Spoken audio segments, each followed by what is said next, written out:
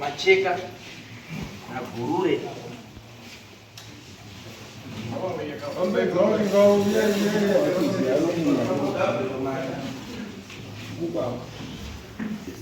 Iyana kulala sithe. Imuleba katakata. Yepi kuzipana profita kazenda kuvua katrai kuru makwela ndakanga. Sasa makati Macheka na Gurure shobao. Saka naso wali.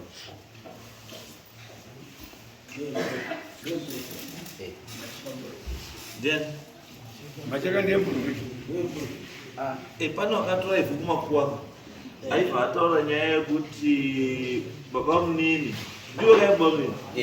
Baba munini wegumbo. Ikuzi gumbo raba munini akarwadza. Ndo mwazi ndaye motori ifu kumakuwa. Ndo bakatowa ifu kumakuwa ndo barakangwa. Rakangwa varada kupiwa maikuru. Maikuru varamba rimwe pachi pamusha. Ndo vawadzosa ifu riya kuchi kumakuwa. Ndo vawazotipa makuwa pakaoneka chi paguwa waisa matiles paine buri rakari paguwa. Ndiyo kai. Saka takanzi isusu zvanzi profita wacho akati kana makuda kuzofamba musazofambe vaguzo yani muchi. Ndiye yemuprofita akataura wacho kunzi kufa kwani kunozati mungufa wokufa wacho baba wekufa iye murume wamaikuru kuti paakafa painzi akaurawa nani weza hanzi muprofita ndiye akadi ndiye akataura nyaya dzacho dzese nekurongera vanhu handizvo baba unine gumbo uri right iwe murume wegumbo iwe ndo wakadaidza muprofita kai gumbo rako rarwadza kumba kwake iwe ndo manidza mukoma kaiwo mukoma kuti angatiende kunganga asi iwe wacho haunozoenda iwe wacho haunozoenda kumakura ndizvo ndiwe lero right saka aripi mai azani maikuru akaripota nyaya ndianizve ndimaikuru ndiani mwana chitaura kuti nyaya yako muprofita aripo achiurwa profita uripi Gurure.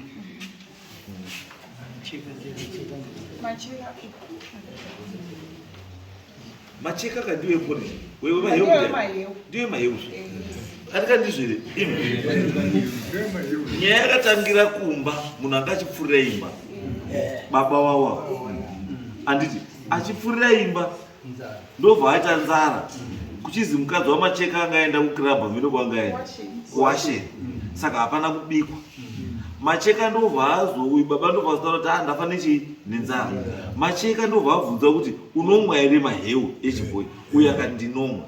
Macheka ndobva apinda mumba ndobva atora chii maheu ndobva wayabva pachii baba wamwa chii maheu baba ndobva wamwa chii maheu wamwa maheu mukadzi wake mai wanawo wanga asvikawo anga apo ndobva ada kutomwawo maheu aya. Macheka akati usamwe tichakutsvagira ani ako. Wachibva ipapo baba ndipabva atanga kurwadziwa nechii nemudumbu adadzwa nemudumbu ndobva aendapo pakati padenga handichadini handichatokwiri haana kuzotopedzisa kwakachi imba ndobva aenda kupi kumba handizveri saka munoti ndiyo kanye ndiyo saka chiri taurirai Macheka adzana wauya zveGurure taurai nyaya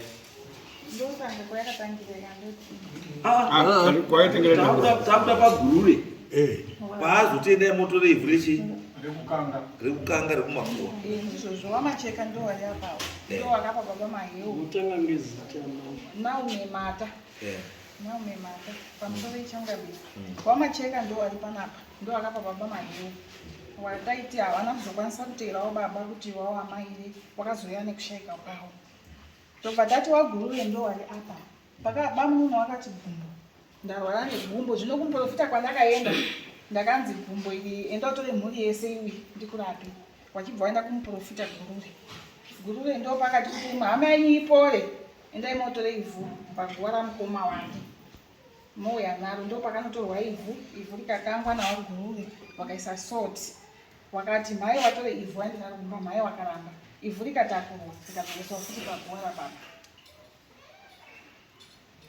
Okay. Because mubvunzo wedu wanga uri pekuti patazoti toda muprofita gurure and tatine mubvunzo wekuti gurure chakatoti uyo arwara negumbo and baba munini wochitiwo daidza mhuri yese munotore ivhu paguwa rababa weawa chii where is the link between kurwadza kwegumbo rababa munini nemaivhu emakuwa paguwa rani ramukuwa? Prescription yakabve kuti uzosvike pekuti iwewe gurure endai motore ivhu paguwa rani remufi kuti ukwanise kurapa iwewe baba munini warwara nechii negumbo. Ndosaka takudaidza iwe gurure kuti gurure handizivi kuti gurure kana tikutaura newe manje tikutaura newe sagurure here kana tikutaura newe uri mumweya because kana muri kutaura nyaya idzi guys mune muri mumweya saka tinotanga takuisa mumweya kuti utaure nyaya yedu kudai uri pai izvozvo uri panyama saka kana uri panyama hauzivi zvawakataura kauri mumweya kwese tinosvika nekuti kuuya pamusoro dare rachangamire mutasa kuuya kwakaita baba munini wavo wakasvika ari makuseniseni wachisvika wachiti ndauya ndine nhau yegumbo riri kundirwadza. Ndakataura kuti nhau yenyu haisi yegumbo, pane nhau dzamuri kunetsana kumba kwenyu. Dzokerai kumba kwenyu mootorani muuye semhuri tichitsanangurirani nyaya yegumbo yamuri kutaura inzira yekuda kuti muone kuti hama dzenyu munokwanisa kudzibata sei kuti muri mufambe. Notora kuti kufamba kwacho muti kana mukada kufamba hamusi kuwirana pamunenge muri kudini muri kuenda. Saka enda wootore kwete nhau yoti kuti gumbo rako riri kurwadza, gumbo harisi kurwadza ba, enda wootore hama dzako uye nadzo titsanangurirane hama dzako dziripo, chokwadi chinenge chiri paground.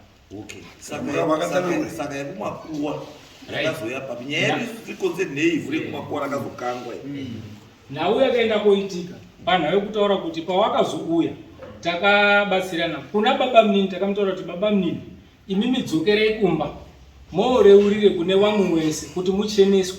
Maka nechikonzero pane dambudziko randiri kuona muri kunongedzwa imi kuti panhau yanyakufa mune mumwe munhu wamuri kunongedzwa naye kuti mune syndicate iri pakati pa. Saka mimi chidzokai, asi madzoka zvatinoita ngezvekutaura kuti kana takuda kuti tibatsirane panhau yemufi tinonyanya kushandisa ivhu, asi ivhu randiri kuda kuti muotore ivhu repamukowa penyu muchishandisa nzira yaakabva nayo pomba inoenda kumakuwa. Mouya nevhu iroro, mauya nevhu iroro ndo parichakwanisa kuti toribatsira mabatsiro atichaita mozodzoka kouri mwaya pomba penyu. Nomataura asi muchinditsanangurirai pamwe manje semunhu dofu wakaita seni kuti uyo uya nechichemo chake chegumbo moti enda utore ivhu panzira yakafamba nemufi wobva unotora neriri pai paguwa wobva uya naro tobva tari mixa tobva taisa nesauti tobva tari kanga tobva tazodii handi wanga uda kuti uyu gumbo aitei wanga uri kumubatsira chii? Takamutaura chokwadi chekutaura kuti nhau yegumbo inzira yauri kutiza nayo hama dzako kuti muone mafambire, kuti ukasvika kwati ndine zviri kundirwadza ngatiende takada zvimwe hama dzako unodzikokorodza dzodini dzouya. Iye kana kumubvunza hauna kupindura mubvunzo baba. Tati chaanga chihwandira mhuri chii? Let's simplify it. Chaanga kuhwandira mhuri chii? ndiye anochikwanisa kuzvitsana. Ndiri pandakamutaurira ndetokutaura kuti iwewe chauri kuhwandira mhuri, kumhuri kwako iwewe uri kunongedzwa. Saka uri kunongedzwa mhuri yako haikwanisi pakutaura kuti woitungamira kuti ngatifambe, ichibva yobvuma kuti ngatifambe, asi iwe wauya nenzira yekutaura kuti ndiri kuzwa gumbo riri kurwadza. Iro rusi kurwadza. Ende sondo rapera pakaitwa nyaya iyi Changamire ndandiri pana zvakatondishamisa sozoro kuti takatomhoresana navo, zvakanishamisa kuti zvawasundidaidzaba kuti munhu uya ari panzapa dai ndakapinda muno tichifambira nhau yana namata iye ndanditori pana dai wakandaidza kuti nhau iya ipa munhu ari pana regai tidini timudaidze aripo panzapa. Saka zvikutondishamisa kuti ndakuona tsamba yabuya kuti zvakati. Right. Saka bambo egumbo. Sumukai bambo egumbo.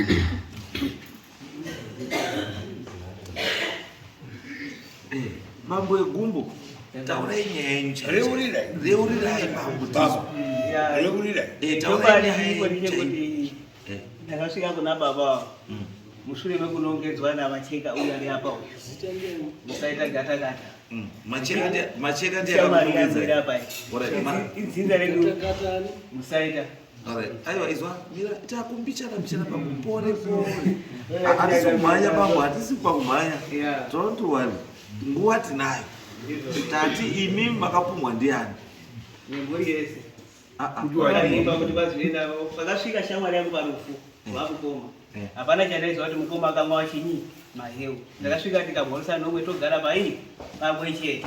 Tokana togara zvazodii shamwari kati mukoma uzotoshekera kwano tiri kubhuya paya. Nekusaziva pakuti mukoma kumashure uku ambomwa chinyi maheu nani nashamwari wangu. Murokona. Ndipo ndozozwa zvigona vakatogara wese yatombotimba yakutoimbwa paya. Svika kwaedzi. Takutoimbwa nani nasaukira wangu use isyndicate makadini makaura ndipo ndazoti wedzidzo rangu wasusimudza musoro sei zviri kuwanakira ere kuimbwa kwatiri kuitwa kuti kwazi iwe namachinga makaita sei makaita sei ndipo ndazoenda kuna baba guru renyu ndibatsire nyaya yangu iyi kana ndi macheka shuwa ibude pai pachina wone tichaitawo sei vanhu vanoramba kutofurira baba nyaya yegumbo yangaita iyo niniwe ndataura nani naguru ndishamwari anditi kwazi chisvika kwama dzako nepurani yekuti gumbo rangu kudini kuwaza kuti tisimuke paupa ndondokuti kutsvaga nyaya iyi ibude pachena Atikaurikona. Saka iwo chaida kupurwa chachiri chii. Kuda kuchirisa noruma kuti chobati chekuti shwanda pane pandakamupa wari kanhu kuti chamwari oitira mukoma wangu purani. Okay. Saka imimi iwewe wazwa kuti mukoma wako iyo akafa nenyaya yemaheu wakaiti iwe pachezvako shamwari yangu ndiye akauraya mukoma wako nemaheu iwe wakadii iwe baba ndakafamba naye ndakambotsvaga ndege ndoba ndazoenda kuna mukoma wakazi shamwari kuti uchifamba hako uchiita naurwa iri apa uri kunongedzwa nasaura iwe baba munini une problem mazwa baba munini mune problem ndabvunza kuti mukoma wainzvo makazwa taura wari shamwari yenyu makadii mukati ndakafamba ndikati mafamba makazi chii mukazi aiwa shamwari uri kunongedzwa uri kuti zviri kupindirana here pindira mubvunzo mbani kwazi mukoma akafa ndinjo nyaya ndakafambira ndititsvaka pandafamba kwazi no mukoma wakaurayiwa ishuru ndiani nemaprofita ndiani haana kududzwa zita zvichabuda zvega pachena pazvichabuda zvega pachena kana kwaekwana haino vanozodendera mberi maprofita iyi zvakabuda nekuti zvichabuda pachena chenda imoto ivhuri vamakuwa tisimudze mweya saka ivhuri makuwa makatitorera iwe ndo wakatumwa mukoma wacho asi ndakatumwa munhu kumakuwa wakatumwa munhu kumakuwa kutoivhundia muprofita akakanga ndiye iye muprofita ndiye akakanga mama iwe saka tani muprofita akabvaumba kwake wakaenda kumakuwa ndiwana mukoma anakoma wapi varipo uya reapo ndo wakatora mama mukoma sumukai ndo wakatora mama ndima katiraibva makuwa matumwa nani Porofita nani? Guru sumuka. Akatumwa kutora mabondi. Ivhu randakataura ndambotaura ndikati ivhu ndakataura tora ivhu repamukowa uchishandisa nzira yakabva nemufi pawakauya izwa gurure iwewe zvawakationa nemutore ivhu ripanzira wobva waona vanhu waine ivhu ripamakuwa rinorapi wakadii ivhu rinodzokera kumba aiyo ivhu rinodzoka kumba arinodzoka kumba kwakuva arinodzoka kumba izwa gurure teerera vanhu vakaenda kumakuwa after vavapa instruction kuti torai ivhu remunzira yemunzira yakafamba nechii nemunhu. Vanhu vaona kuzotora ivhu remunzira ba vakabvaenda kotora repamakuwa repaguwa rauya ratorwa repaguwa ndiro vakauya naro kwauri iwo ndosati kuti iwe zvawakaona kuti ivhu rauya harisi repamukowa nderepaguwa wakadini changamire ivhu harina kukwanisa kukandirwa. Ivhu takataura kuti matora ivhu ratiri kutaura tora ivhu romubva masanganisa nesauti nofunga kwava kuti akakunaya nayo sauti yematombo ivhu romotora ivhu romubva mari kusha pamukowa sekunetsana kwamuriita semhuri shozototi mufi akafa nei handiti pane mazvinhu masimbitonzi amuchakwanisa kuona kwamba asi munozokwanisa kuzodini kuzodzoka mozontaura tiri kuona zvakati nezvakati hapana munhu akadzoka. Saka hapana masymptoms akabuda. Handisutoziva. Saka meaning kana pasina masymptoms means hauna zvawakaita. Nokutoti kubva pakazotobvawo zvika yanga yaito hoho wakutonetsana wega wega. But inini nyaya yangu ndikuti vanhu vakazosvika pekotora mavhu epamakuwa sei ndopane nyaya hasi papindura vakaona kuti mvura uya handinoba rataura. So why then did you proceed kuita sei kukanga ivhu rousina kutaura? Ivhu harina kudzoka kumba kwangu. Ivhu harina kudzoka. Ivhu ndakataura kuti endai motora ivhu mokanira kumba moisa pamusoro shiwa ivhu takaenda kutora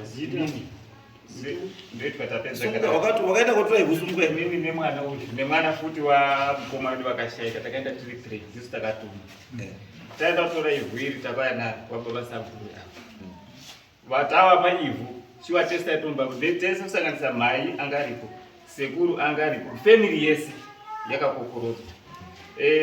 Ivhu riri shiwa rakati warikakangwa rikanzi da uzoenda rekangwa nani sabhuru muprofita sabhuru muprofita saka ivhu ndo akakanga ivhu rakazonzi dokirwa mai mukadzi wemufi angari mai guru paikangwa angari mai guru sumukai mai guru mai guru akakanga ivhu ndia akakanga ivhu pamusoro wemamwe akakanga ivhu ndi sekuru saguru akabvira kutaura kuti enda motore ivhu repagwa pake tuda nesauti yematombo mwana vakatotumwa mwana kumba kwabomini kuzoendotora sauti kupi kumba vaenda kutora sauti kumba vayauya sauti ya nemavhu ayo zvasanganiswa pasi pai maikuru akange mukisheni make womwaya pamba pake akanga mwaya pamba pake mwana uyu ndiye mwana wemukomana kana azomuka usiku achaona chichaona pai muti inini vandaramba ndikati inini kuti mundipe mavhu ekumakuwa ina handiri ba baba munhu wangu akati wakuda kuramba murume wako ere nhasi ndikati inini kana murume wangu arikuda kuuya kundiona ngauye ega kuti ndida kuona mukadzi wangu ndida kuona mhuri yako kwete zvekuti wakunditorera munhu wekuya kutisira kumba kwangu ine handidini handiri ba ivhu ryabva pachizoziva saka kana mukadzi wacho ari kuramba tora ivhu mudhokise kuvi makuwa saka rinokangwa rakakangwa rakapangiwa mba mamborofiti imomo rakakangwa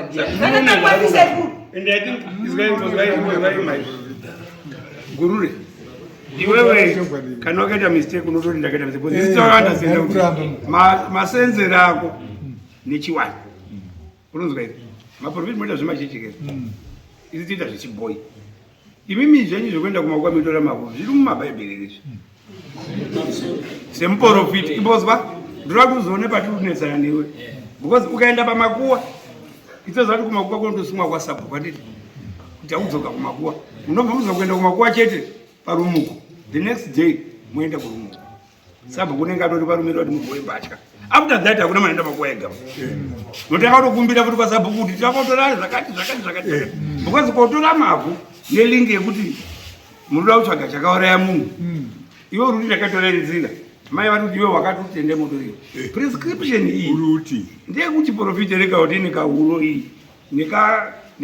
hapeno zvauri kuita chatikutsvaga tikutsvaga lingi yemunhu akauraya nekutorwa kwechii kweivhu ndopa tikutsvaga ivo because hamuendi kotora guva remunhu ivhu paguva remunhu musina intention yekushandisa ivhu iro kuti munhu iye amuke kana kumutsipika kuti asamuke. either this or that. Ende pakutokanga kwamakaita kukanga isaini yekutsipika. It's a sound. Sauti isaini yekutsipika. Haisi yekumutsa bai ndekutsipika. Pamusoro Yes. nawe iripo ndekutaura kuti inini kana mandinofamba ndichibatsira ndinochangamira chikomba ndinotanga ndamunifomu changamiri ndiri kusumuka ndadaizwa kwakati vanofanira kunge vachizviziva changamiri then tochiti ipapapo pandiri kutaurira kudaro nhasi uno wamutaurira changamiri yaruzviziva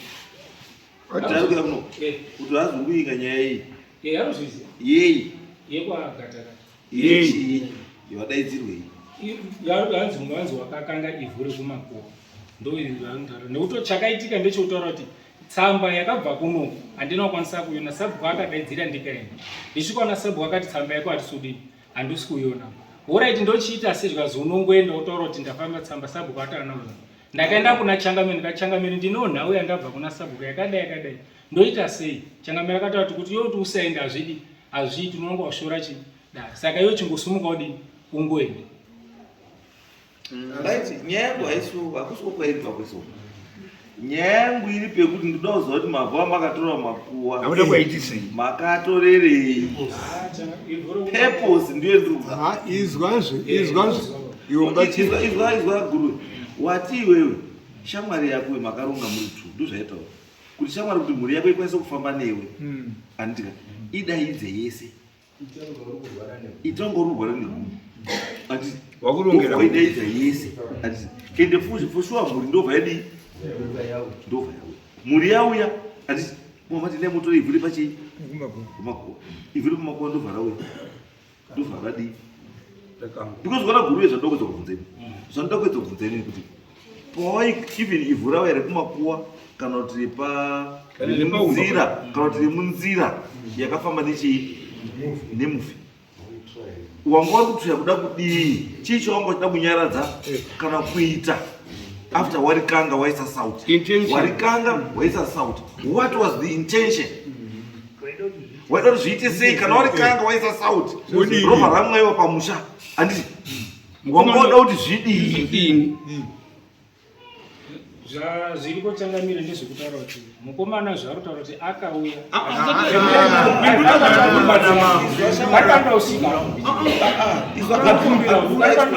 pindura mubvunzo. It's a very simple question. Handiti watora ivhu iyo wedha ndere munzira kana ndere kumakuwa wariisa sauti wadaidza mhuri wakanga you give the family an instruction yekuti chipei mukadzi wemufi anomwai pai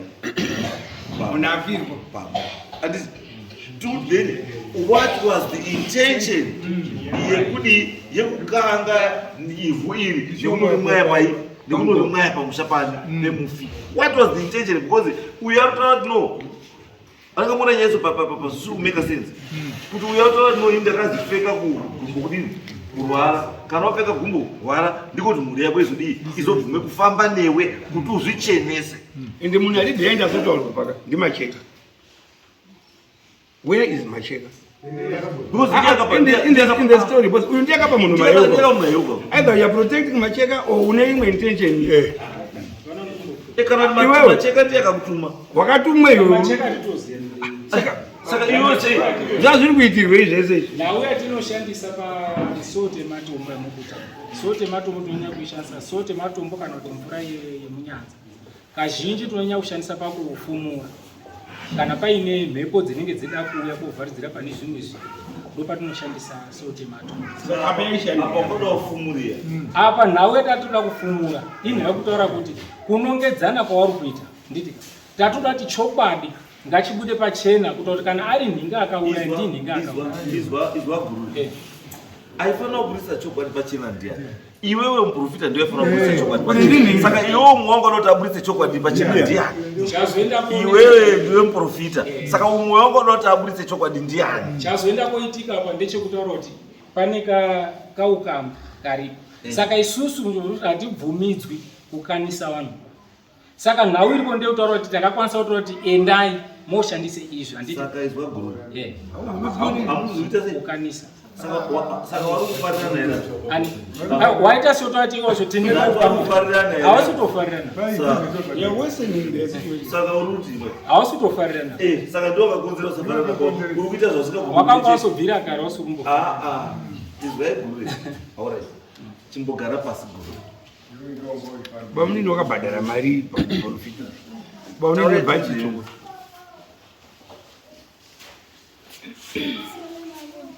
Yes. ndinonzi Felistas Gatarana. Maichikumbura kutaura kuti panhau yapamini pawakatanga kuti gumbo ravo riri kurwadza wakatofonera murume wangu ndogara kwangu zvikanzi mukwasha toda kuti mukadzi wenyu auye kunoku toda kufambira nyaya yekuti gumbo rangu riri kurwadza kana mhepo yahakwa toda kuti iraswe kurwizi saka toda kuti vana wese vangu varipo murume wangu bvaatoti horait achauya nebhazi rekumadoka kwezuva oshuwa ndakakwira mubhazi ra3 ndikadzika kumba ndikasvika ndatobvunza mama wangu ndikati zvanenge ndii ndega ndauya ndanzwa pamunino chiti ndiri kukokorodza vana wese tiite sefemili panapa ndikutarisa ndini ndega ndauya wasi wamwe padhuze dhuze papatonomwe sisokuwarikwa wandogara padhuze pakutounofamba wachipfuura ndikavabvunza kuti mataurirwo here wakati handina pandati ainini mama handichaendiba kurutaurwa napamunini kuti tiri kuenda kofamba mama wangu bvatashuwa regerako nokuti ndaona kuti ndiwe godini wadaidzwa ndovandare pamakakunzwa mama wangu achiti ndafamba ndichichemedzwa rodhi yese aichemedzwa kuti iwe uri utongerwa ina Felistas kuti handisi kuendaba kwatinoda kobatsirwa mama wangu bvati aiwa ina handikokorodzi mwana nekuti mwana aita ari 1 madimashedza wese chikwire bhazi mudedze wese vanosipo muuye nawo apa muzotora newangu Felistas muenda naye ndinibva ndasara nehanzvadzi yangu takambosara tobva tazofonerwa nzi imi muri kusara nemama wenyu warifamba rodhi yese wachichema wachinzi nabamini uri kutongwa newana ndopakazoti sisi wangu uyu hanzvadzi yangu nasisi avo wachitaiwa iwewo sezvo uri wanga udongori 1 chisara isusu ngatiteere mhai yokuti kwagurure ndokwazi kwaenda wangu ndokwawakatera kwagurure wasvika kwagurure wati gare gare gurure akabva abvunza sisi wangu uyu akati iwewe ndiwe wekuhaunere sisi wangu bva atopindura akati wekuhauna ndoamamuchida manje ndini ndiri pano ndauya wekuhauna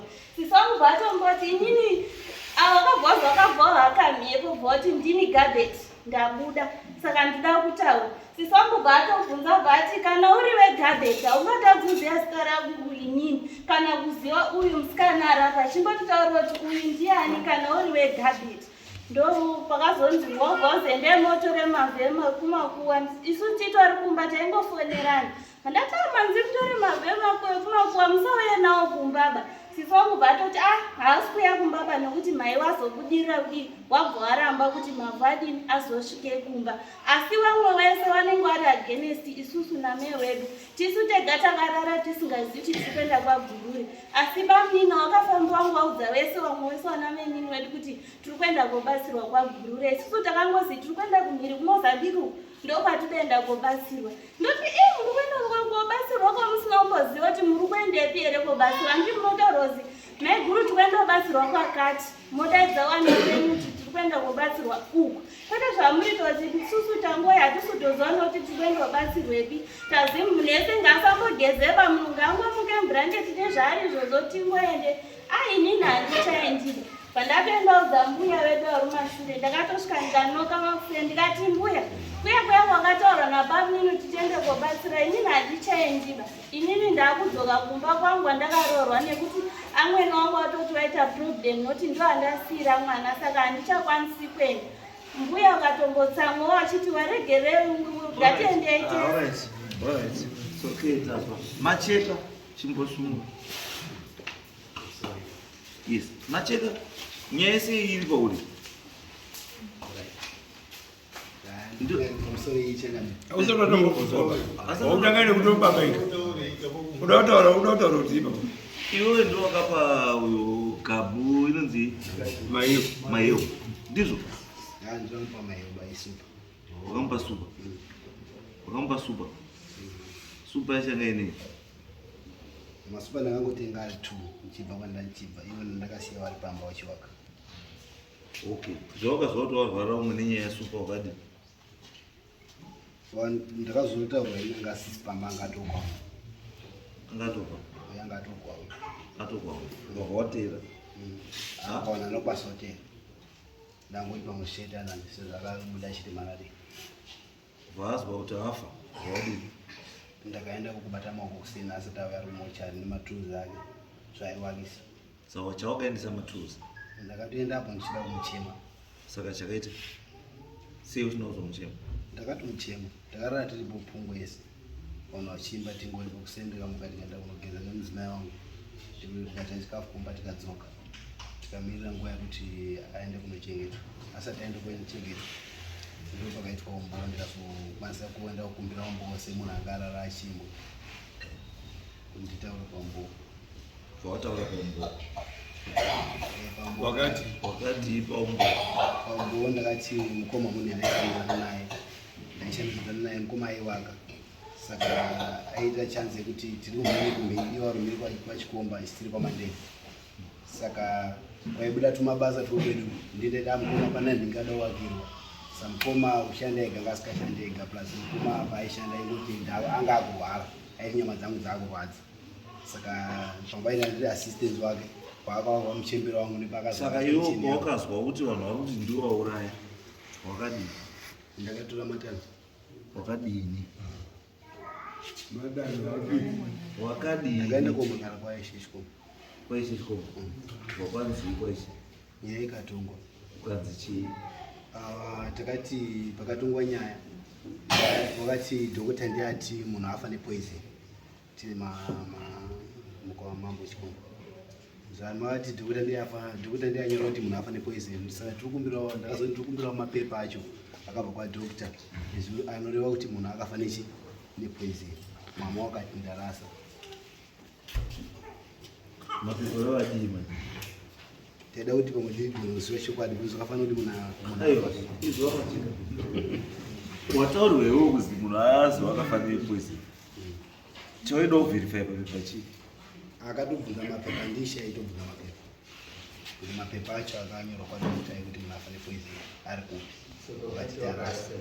Saka wakati wakarasa mukadzi wemufi. Ndiye akati akarasa? Akabvunzwa naishe chikombo. Saka ishe chikombo wakabva kuti nyaya yapera because mukadzi wari ndindi akarasa? Aiwa. Ava nyaya iri kufamba tiri mukati menyaya. Wakazonga vanhu kuti anda kuzongotaura vamwe semunhu anga afirwa. Sori yenyu pamunene ndomaperera akaita nyaya. Ndikati changamire chikomba munoona zvichiita here kuti machemero akaiswa parufa vanhuesa vakawanda vachinzwa kuti ndauraya munhu munozonga yakudare munobva nditi sori ozi nyaya yapera. Muri kuona pari clear here. Because ini changamire kwangu anditi nyaya inofanira kuti ibude pachena kuti ini handigoni kugara nemunhu anouraya vanhu munzvimbo mangu. Saka inini ndakaita kwamunhu chikomba ndaita sura kuti nyaya iyi yafanira kunge ichidzidziswa pachena nekuti hapana chinoiramba pavari. Koma kuya kwakaita umba kwangu ndakatoya nekuda kubatsirwa. Saka ndipo so I think chiripo pane nyaya one. Iwo uri accused. Shamwari yako iri accused. Ende shamwari yako inoita tiki kumhuri. Ikunganidza mhuri chinotora ivhu pamakuwa nekuti asei zvakawanda. Chinyepera vanhu gumbo riri kurwadza. Iro gumbo risiri kuita sei risingarwadzi. Ende shamwari yako yotaura futi kuti yakaita connive nemuprofita. haini ipapo changamire ndopadana nchiti. Ushamwari uri apa kana ukama weidisuzo wana macheka anona garakata. Ukama wekubatira nzira wemutupo Neushamwari ndio kubata nzira. Ndezvekubata nzira wemutupo wekumachechi. Ushamwari wekumachechi kwete ushamwari wekuti tine ukama wekuti dzinza rawo nedzinza rino ukama chaiwo. Na uyo shamwari sumuka.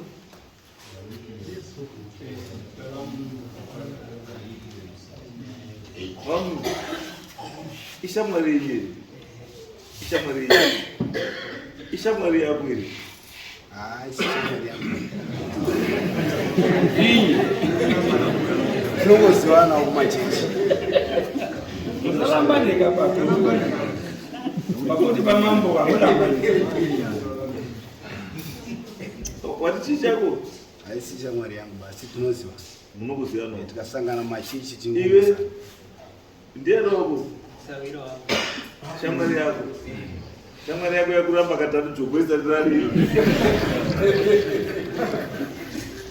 Ndizvo. Saka sei maimbwa muri tu. Usiku wese maimbwa muri tu. Why? Tangamire uya anatomboyezwa pawiwa parikubo. Parikundinda izi ndauraya. Ndikaenda kwa mambo. Ndakazvimirira uya asi mukati menyaya. Kwaishi chikomba. Aiwa, izvozvo ndito nyaya. Iwe makarara usiku muchita sei?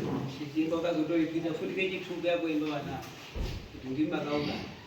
Wachimba ani nani? Inini na Macheka na mbuya katatu watatu. Macheka angazozwa baba chimba. Usiku pezvakaimbwa mambo. Anoizwa izwi rake bo. Ndindaingoimba. Kuti munhu afira pamhiri apa akamuiswa chi maheu. Uya anokuzwa zita rake raimba. Handingati bauminyekera. Kana pendekaenda kwa chikomba. Hakuna kuda zita rake kuti akauraya. Ndilangu ndo raibuda ine. Ini kutofana kwenda kwa chikomba. Inaya kuti ndizvichenese. Nekumhuri kwangu ini ndinasozwa kuti hapana zvandakaita noti mukoma akatouya. Haucheneswi kumba kwachikomba. Kana kudaro. Unotocheneswa neunoona. Makaenda here kunounoona kuti wakakutaura kuti hauna kuuraya. Ndakavati kwese ngakomunoda ngatenda wakaramba. Maiguru akati sori pamunini naanozongozvitaurawo semunhu angadi afirwa. Okay. Ndo pakaperera nyaya.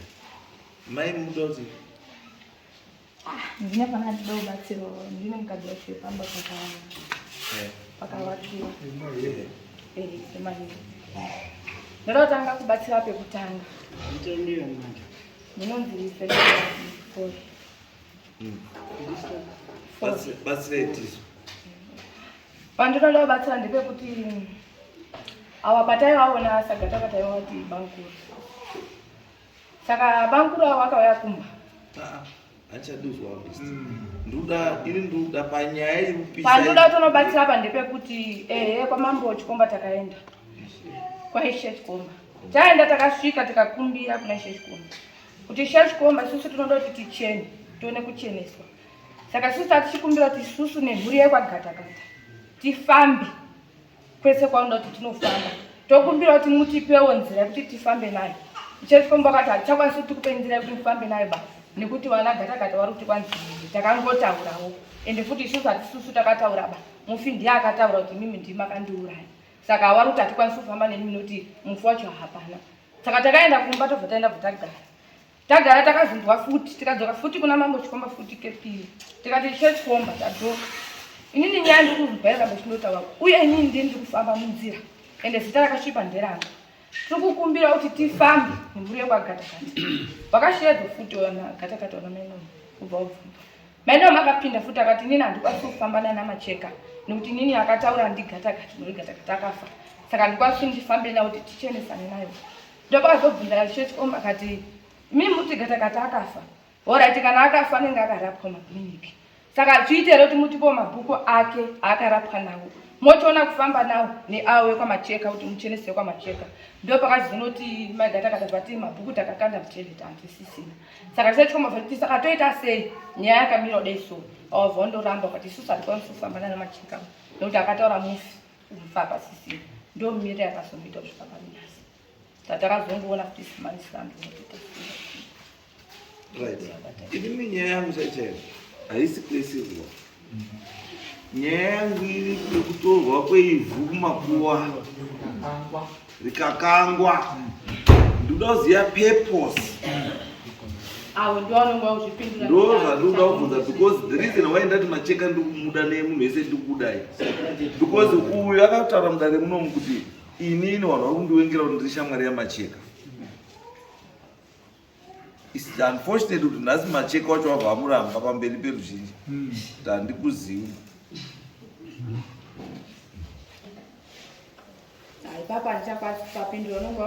Gara iri pasi imachivabvunza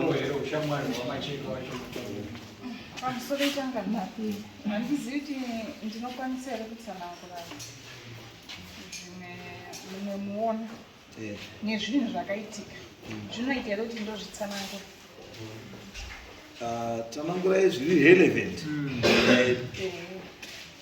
Zviri kujoinana Naomi Mata. Zviri kuda kuti akati ndakuzvirangarira nekuzvifunga ndakagara. Nemarambiro ari kuita waGuruve ndopakuita kuti ndijoinidze zvandinoda kuti ndibuditse pachena. WaGuruve naBamunini. Tingangoti mazuva emumashure yababa wachizoenda kwaMacheka kuwaka. WaGuruve wakaita mazuva mangani akaenda baba kwamwashuka naBamunini mazuva mangani maakuramba semui makazvika.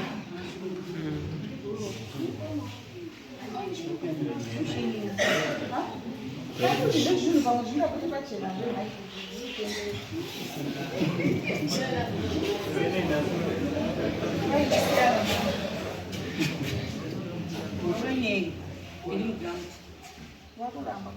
Awari kuramba izvozviziva kuramba utaura vanoramba izvawakaita unesa chidini Ndotozowa kuti mai Macheka hawazive here ushamwari hwawo naBamunini.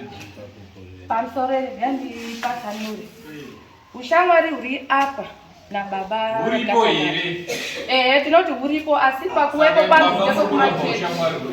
Aiwa ndekwekumachechi kwete kuti ushamwari hwekuti tinenge tichinofambidzana. Ushamwari pane unonzi wekupi? Ndokufambidzana kwawo kwamunhu. Kuchechi kwacho munomboita ndezvei?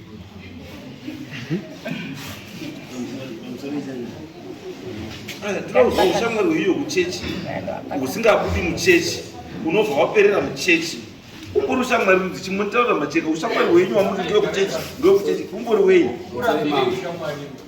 Pamusoro painenge akuda kutsanangura kuti panasojeka chinozoita kuti pamwe pacho dzinotenga tisingaziwanipa zvinhu zvinonga zvichiitika handiti zvakafanana nenyaya idzodzo dzikatasa nyaya ndakatasana naye mudare inoyi haisi nyaya doko ba inyaya hombe inorwadza kana kuti nzvimbo unonga uchigara kana kuti mwana unogara yati ushamwari hwenyu hwekuchechi wakamira sei? ushamwari hwedu hwekuchechi wakatotangira iko kunaona mukoma kuna wananya kuendewa waitamba waise unaona mukoma kungori kumachechi ikoko zama isu tizoziva futi tipinde mhuri imomo kuteerawo kumasure kwawana mukoma zvingori kupi kumachechi ikoko kwete kuti pane ukama chaiwo chaiwo kutoti ndiri wedzinza rimwe chete. It's okay, gara hapo basi. Right, nyaya mbiri yanduda ndekuti inini mune mhosva yangu wani yekunotora ivhure kumakuwa muchikanga mapedza kuisa nesauti mapedza mumwaya ivhu rokudzora ivhu rokumakuwa ramaisa sauti ramakanga kokunodzora futi kumakuwa nhasi makuya pamberi pangu pana mada unyepera vanhu vakapusa vasingazivi zvavari kuita uda unyepera wapusa uda unyepera wapusa kuti mungavhura kuti pamberi apa ndo pamatanga unyepa utazi uyu akati uyu hatombowazivi handida kuti ndaimbotore ivhu uyu akati takakangira umba kwangu iye akati handinomukangira umba kwangu uyu akati wamuda kuita benzi ndeya wamuruvura funga kuti muda kuita benzi ndeya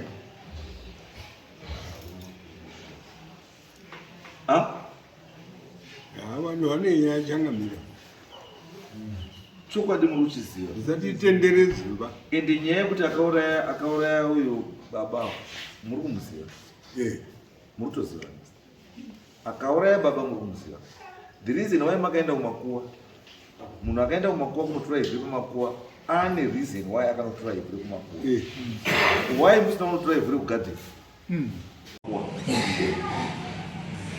ende iwewe gatakata anzani Guruwe sei iwewe Guruwe wakabvuma kushandiswa because iwe Guruwe wataura nemuromo wako yekuti munhu akauya kwandiri achida advice yekuti shamwari ndokwanisa kuunganidza sei vanhu ava ndichenese ndikamuti aiwe shamwari itawo ndiri gumbo uyu ndobva ataura mburu ndiri gumbo zveshuwa mburu ndobva yaungana ndobva matora ivhu ramamuda kutora vamauya mapedza vamadhusa how can you go and take ivhu mumakuwa riri paplani yenyu isinei nemukadzi wemufi then you want to force kuti mukadzi wemufi tambira ivhu redu rataita zvataita naro unomwai pamukuwa kuti rizodii kana mari mweya pamukuwa, what was the intention? Pamukuwa mweya wake urambe uri outside chii musha. Anditi kana kuti manga muda kuti mweya wake usumuke unetse vanhu vari pamusha. Ndizvo ndosaka ndati gururi, kana ndikutaura newe gururi, ndikutaura nagururi ari mumweya here kana ndikutaura nagururi remunhu? Ukati munhu, handiti ndikati ndaida kutaura nechii nagururi ari mumweya, because gururi ari panyama ane mhosva.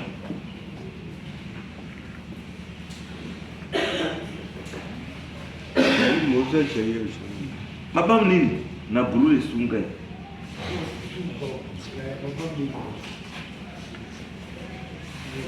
Nyaya yangu wakomana ndiri true, hamunoti muchaita sei? Ndoda mombe yekuita temba around nemakuwa.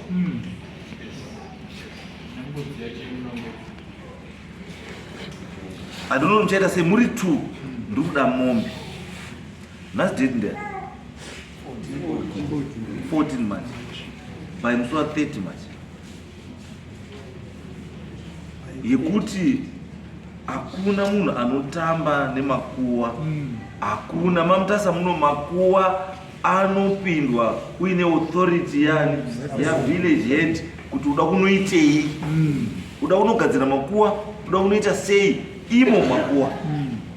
Noti kungofunga kokunotsva kutora maivhu paguwa rababa umwe munhu, mwana weumwe munhu, muzukuru weumwe munhu, without the consent of the family. Yepamunotora chii ivhu. Your intention was never a noble one. It was an evil intention. That's why makaona it was necessary kuinvolva mhuri yacho, because what mhuri iri kugriva, the family was grieving kuti baba akadii akaurawa, and munhu akauraya baba up to today that person asati aonekwa kuti ndiani, and mutongo wake hausati wadii wawanikwa. Imimi maakutotanga kutoenda mberi kutovhara kuti zvese zvinhu zvisabuda. Aiwa tidaro ba tanga kudai izvizvi ndechekuti auya here mukomana wacho apa dhuze, endai mumire panze apa imakadai, ndoti mubve pana vanhasi muruzwa kuti baba akafanira, ende akaona vanhu. Asi imimi muri tu, imimi nyaya yangu ndikuti vamwe vanhu vese havana mhosva panyaya ivhu. Imi muri tu ndimi mamastermind ekuronga chinhu ichocho. 30 March.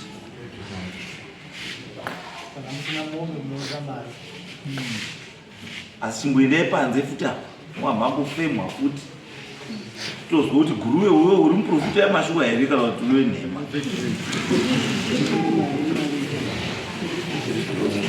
Ndaipaza